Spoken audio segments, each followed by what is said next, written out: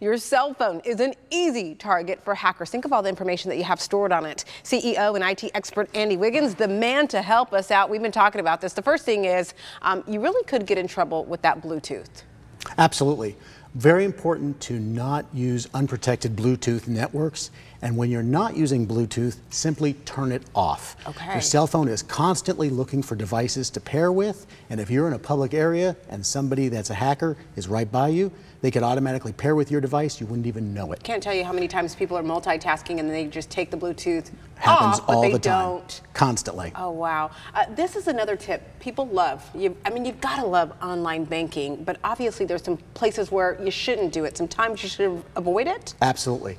Any type of sensitive website, like a banking website, you should never go to using a public Wi-Fi network. Again, simply go to your cell phone settings, turn off Wi-Fi, and if you need to go to that banking website, all you simply do is use your cell phone data plan to go access that website. At that point, you're not on the public Wi-Fi, you're on your own little secure little data plan, and you're fine. Okay, I am so guilty of this one. I just cringed when you told me about this, but a lot of us, I don't know if it's just convenience or laziness, but we're guilty of storing our passwords on our cell phones. You say that is a big no-no. A big no-no, yes.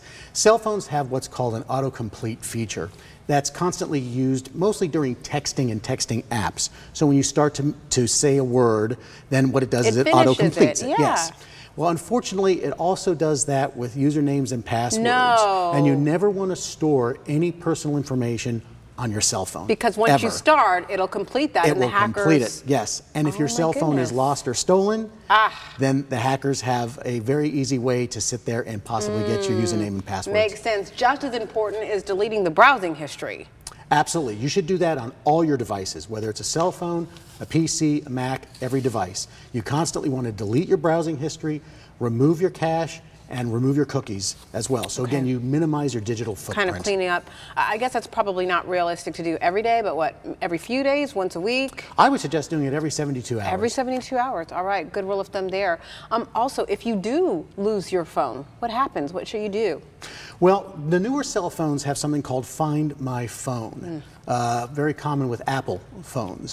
So what you do is you activate the Find My Phone feature on the phone, and if the phone is lost or stolen, you can then go to any other device, log in with your Apple ID, and then go to the Find My Phone feature in iCloud and automatically find your phone. There anywhere you go. in the world. Love it. Andy, I think I'm guilty of 3 out of 5 of those.